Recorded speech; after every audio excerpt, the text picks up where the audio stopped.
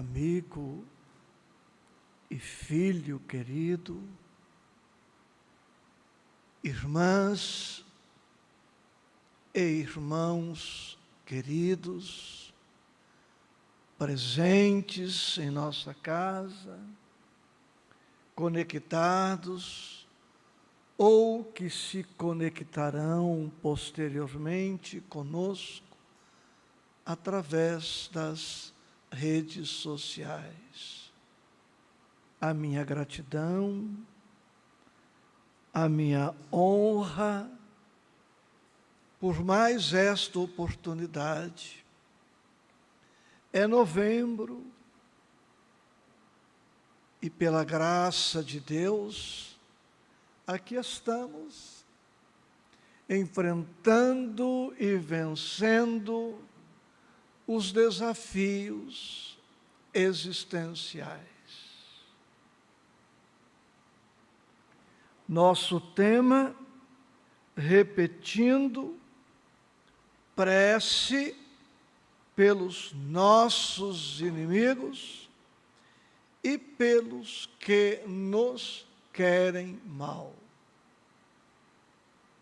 O capítulo 28, coletânea de preces espíritas, está composto por várias partes. Uma dessas partes nos apresenta um roteiro, sugestões sobre como, quando e por que podemos e devemos orar por nós. E há uma outra parte, o tema de hoje está inserido nesta outra parte, preces por outrem. Já temos aí um excelente material que o Evangelho nos oferece para as nossas almas. As nossas orações não podem circunscrever-se, restringir-se somente a nós. Seria egoísmo de minha parte, de nossa parte, procurarmos o Pai, que é Deus, o Cristo, a espiritualidade, cogitando tão somente dos nossos interesses e das nossas necessidades. Quem nos ensina isto claramente é nosso Senhor Jesus Cristo. E a ideia do coletivo está evidente em todo o Evangelho. Mas agora, muito rapidamente, recordemos a célebre oração denominada Pai Nosso, ou a oração dominical, de domínio, de Dominus, a oração do Senhor. Tudo nela nos remete à primeira pessoa do plural, e não no singular. Assim se expressou Jesus. Pai Nosso. Está aí. Ele não disse Pai meu, ou meu Pai. E ele prossegue: venha a nós todos, sem exceção, o pão nosso. Não nos deixes, perdoa as nossas. Observamos, pois, que é recomendação do Evangelho original e é recomendação da doutrina espírita, que não tem outra moral senão a moral do Cristo, que nós vivamos não exclusivamente para nós, porque nós somos seres gregários, seres que vivem ou vivemos em sociedade. A cooperação é lei universal. A codependência é lei universal. Não há criatura alguma, nada no universo é autossuficiente. Ninguém se basta a si mesmo totalmente. Necessitamos uns dos outros. E Deus assim fez, e Deus assim faz, de maneira muito sábia e perfeita, porque é assim que vamos trabalhando em nós o amor de uns para com os outros, a solidariedade, a compaixão, a amizade, todos os valores cristãos somente são desenvolvidos através da vida em sociedade, que é uma lei. Estamos, pois, na terceira parte do capítulo 28, que nos apresenta modelos de orações em favor das demais criaturas. Nunca mais, portanto, devemos orar somente por nós ou por nossos amigos, afetos, parentes. Não, porque a interdependência que há nos coloca em conexão com toda a humanidade. Um exemplo singelo: não foi meu pai, minha mãe, meu tio, minha tia, meu primo, não foi um parente que providenciou esta camisa, que eu nem sei de onde ela veio. Vejam, hoje o Evangelho está nos propondo, então, que neste rol das pessoas pelas quais oraremos, que nos lembremos dos nossos inimigos e pelos que nos querem mal. Como sempre digo, um tema infinito, inesgotável, a começar pelo título. Se Kardec coloca prece pelos nossos inimigos e pelos que nos querem mal, já há aí uma classificação, já há uma distinção entre os que consideramos inimigos e aqueles que nos querem mal. Mas não nos deteremos nisto, porque veremos que as recomendações evangélicas servem para todas as classes, para todos os tipos.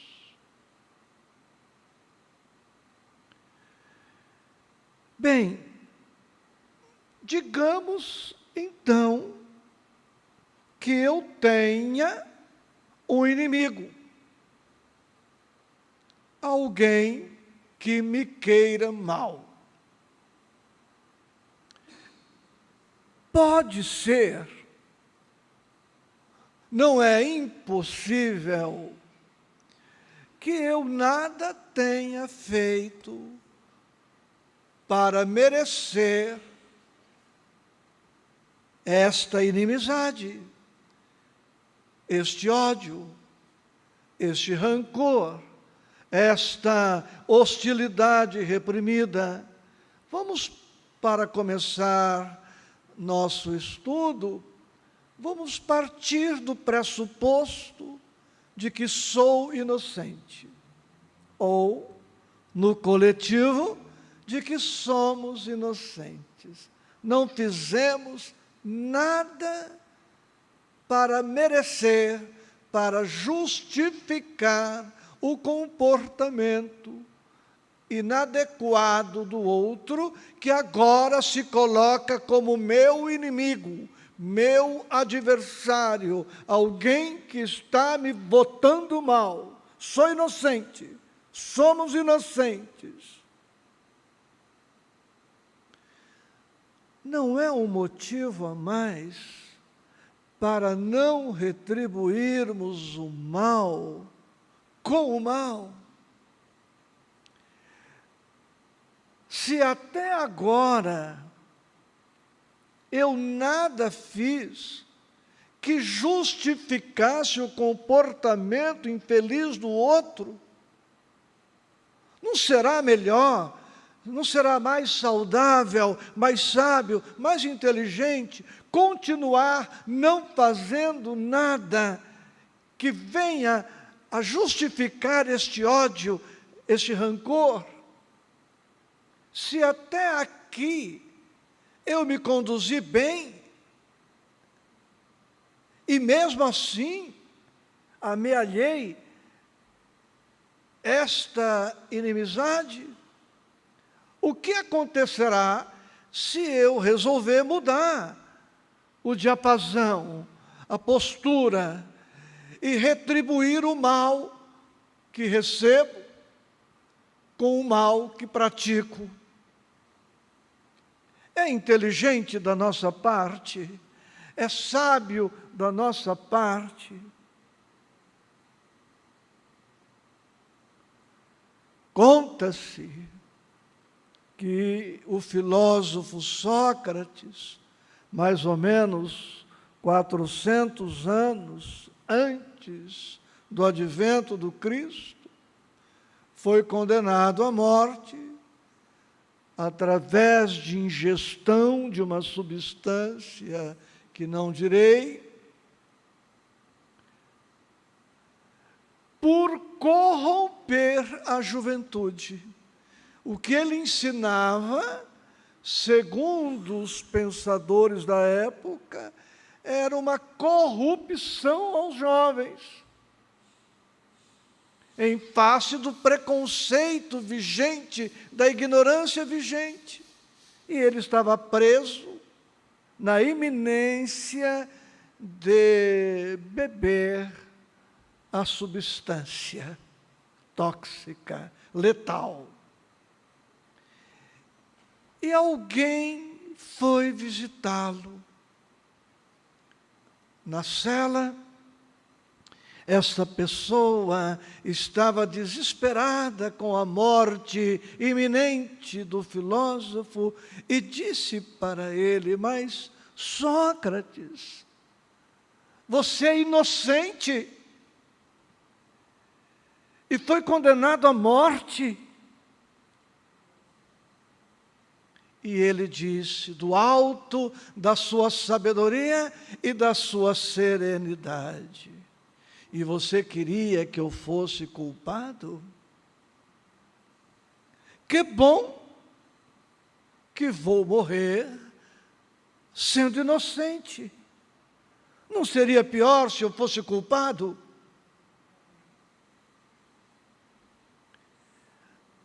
Então, o Evangelho nos diz: alguém agiu mal, haja bem, faça o bem. A outra hipótese, eu fiz, falei, pensei algo que tenha prejudicado alguém. Esse alguém agora é meu inimigo ou minha inimiga em razão de um comportamento inadequado meu. Agi mal, a pessoa, por fatores diversos, reagiu mal, na mesma faixa, e agora me odeia, me persegue, me calunia, me difama, me quer mal, vibra contra. Bem, eu agi mal. Ela reagiu mal. Ação, reação. Eu não deveria ter agido como agi. Ela, à luz do Evangelho, também não deveria ter reagido assim, mas eu agi. Ela reagiu e agora estabeleceu-se esta relação inamistosa entre nós. O que acontecerá se, depois da minha ação inadequada, da reação inadequada de lá para cá, se eu insistir numa segunda ação inadequada, ou agora numa reação, a reação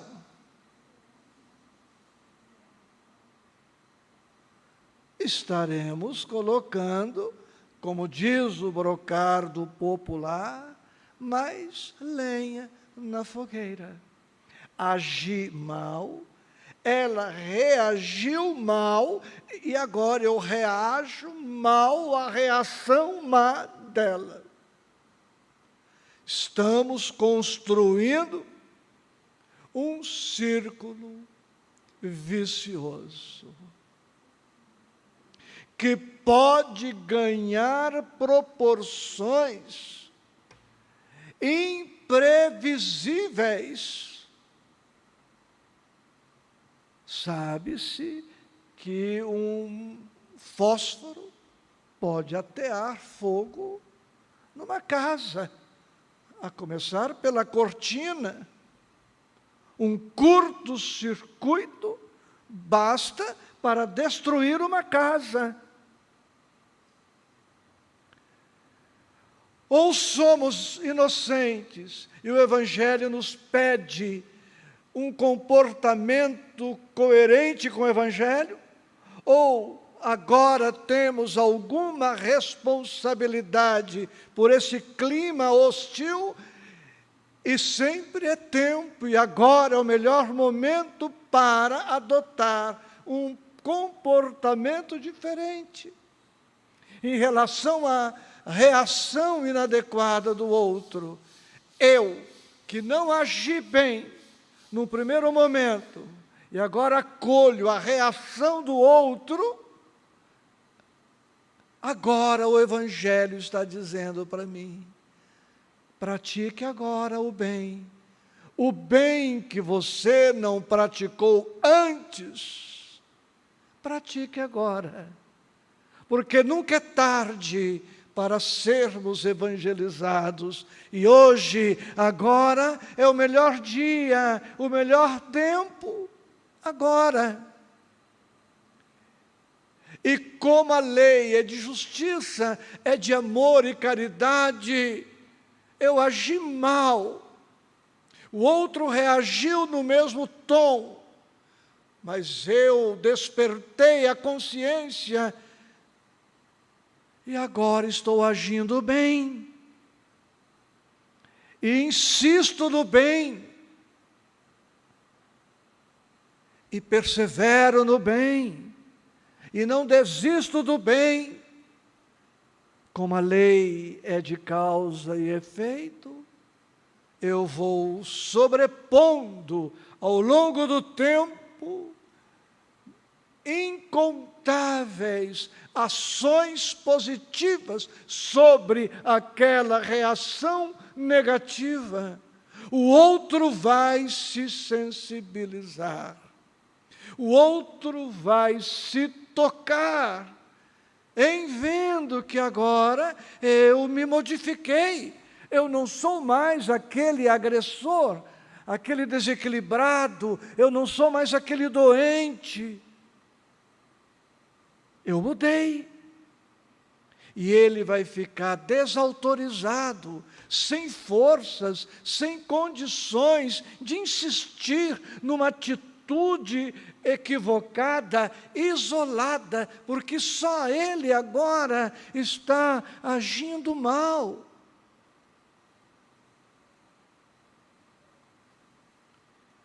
E é possível que o meu inimigo de fora não seja realmente meu inimigo. É possível que aquele que me quer mal de fora para dentro seja uma ilusão da minha parte. Será que o inimigo, o meu inimigo, não sou eu mesmo? E se eu fosse menos orgulhoso? E se eu fosse menos vaidoso? E se eu fosse menos colérico? E se eu fosse menos suscetível? Se eu tivesse uma sensibilidade menor, não fosse tão hipersensível, alguém que se dói por qualquer coisa. Não podemos desconsiderar a hipótese de que o único inimigo real que tenho sou eu mesmo. Espelho, espelho meu. Existe alguém no mundo mais bonito do que eu? E o espelho respondeu dizendo a verdade, e eu quebrei o espelho de raiva. Porque quem estava lá no espelho era eu mesmo. Então eu queria que o espelho mostrasse alguém que não sou eu. E o espelho, infelizmente, não mentiu. Pagou o preço de dizer a verdade. Não sou eu o mais bonito. Pode ser que esteja em nós os inimigos da nossa paz. Tanto que, à medida em que vamos nos evangelizando, nos transformando, transcendendo, as coisas vão nos afetando menos.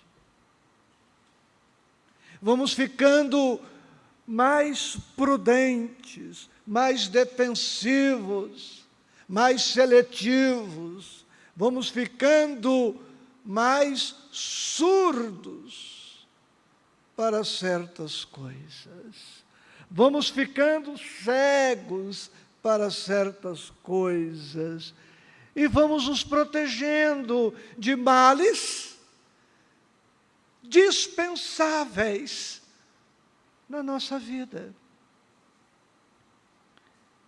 Dito isto, eu posso começar a palestra, hein?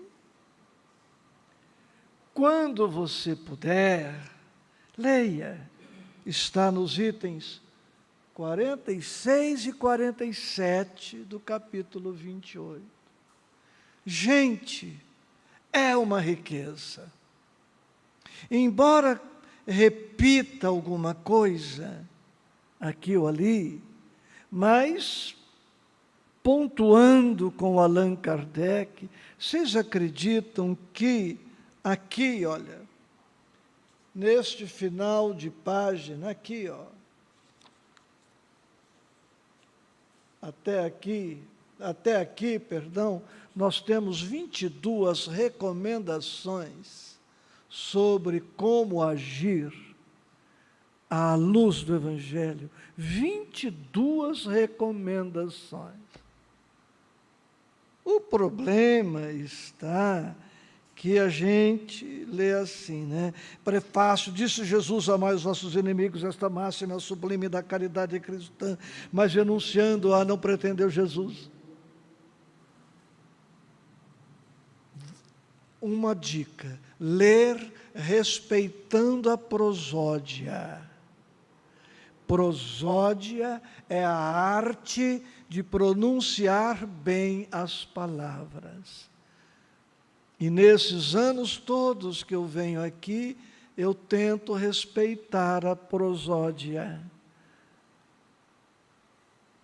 Falar devagar, respeitando a palavra. Não é palavra, não, palavra. Como vai? Tudo bem? Não é? Como vai? Tudo bem? Não. Só no quadro, deve ter sido o nosso Júnior que selecionou o texto, é o começo da página, sorria, eu não vou trazer as 22 recomendações. Nós temos 3 ali, 3 recomendações. Vamos lá? Por aquelas palavras, amai os vossos inimigos, Ele, que é Jesus, que é o Evangelho, nos recomenda 2 pontos. Primeira recomendação das 22. Recomenda que lhes esqueçamos as ofensas. Primeira recomendação: alguém agiu mal, esqueça.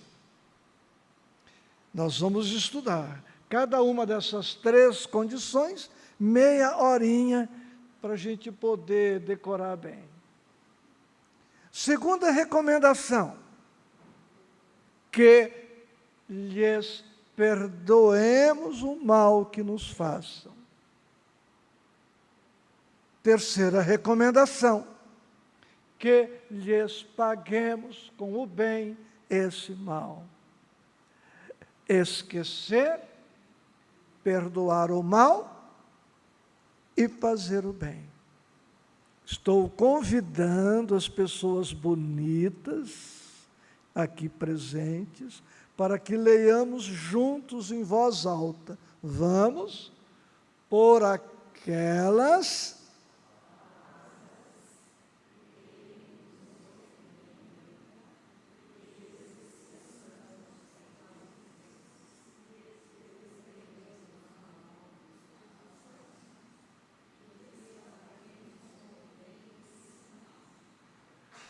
desejo todo o mal do mundo para quem não leu.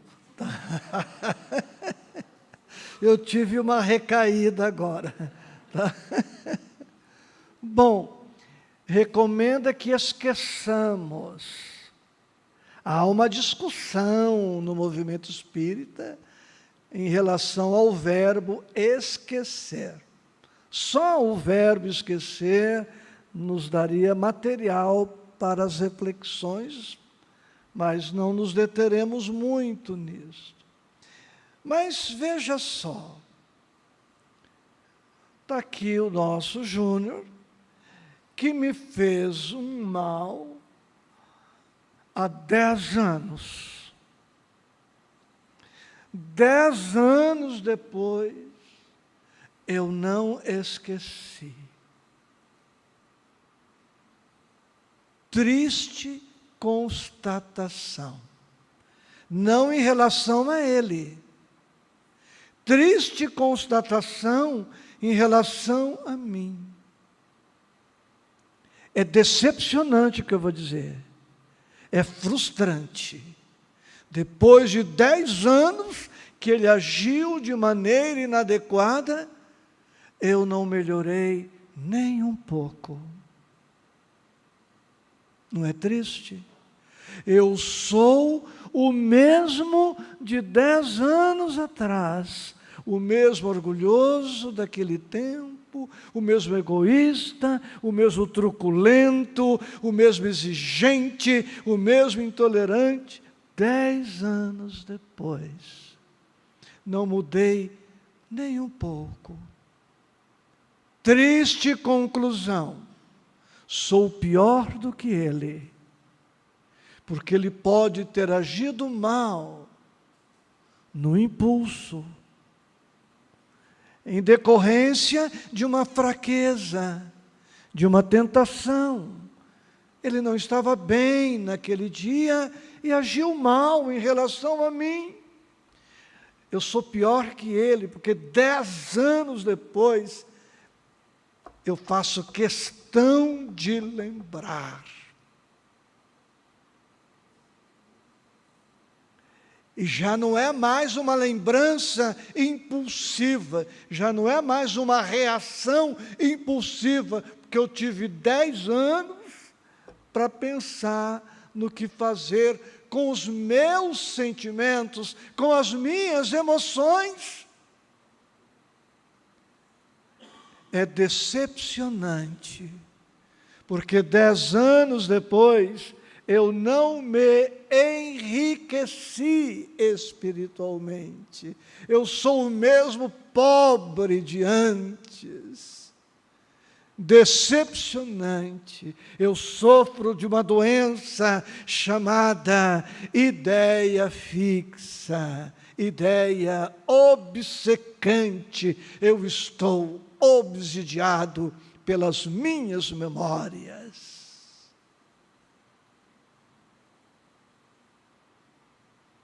E é por isso que a gente reencarna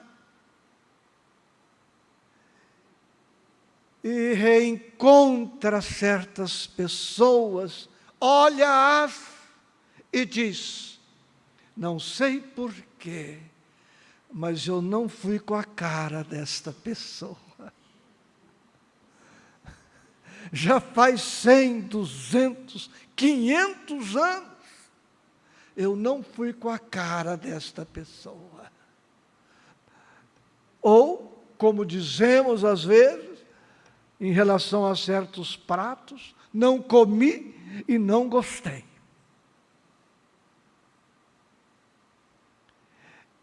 Esquecer, para não me alongar, quer dizer,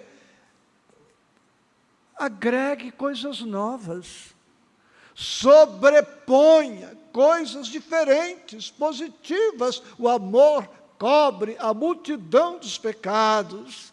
E direi, o amor cobre a multidão das mágoas, o amor cobre a multidão do ódio, o amor cobre a multidão das hostilidades reprimidas, o amor que é positivo cobre o negativo, o amor que é saúde cura as moléstias antigas. Quer dizer, vai para frente. Quem fica parado é poste.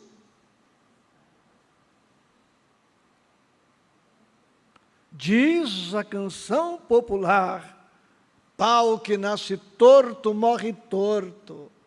Mas eu não sou pau, eu posso me recuperar. Esqueça, vai adiante. Você vai viver em função daquilo a vida toda, vai comprometer uma oportunidade reencarnatória por um fato, por um acontecimento desagradável, infeliz, sim. Mas, meu Deus, uma encarnação jogada no esgoto. Esquecer, nesse sentido, faça algo diferente, vá em frente. E ele mudou tanto de lá para cá, cresceu, é outra pessoa, e eu estou com aquele Isaías Júnior de 10 anos atrás, e não observo o esforço dele de corrigenda, de transformação moral, sua dedicação, sua entrega, nada disso me interessa para a minha baixeza. Vou odiá-lo até o fim. Vejam a loucura que é o ódio, vejam a loucura que é a mágoa, que se torna ressentimento.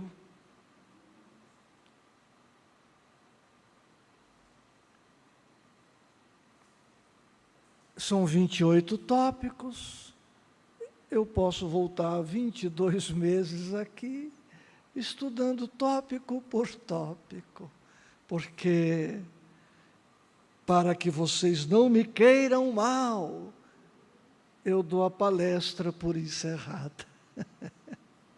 Um beijo no coração de todos nós.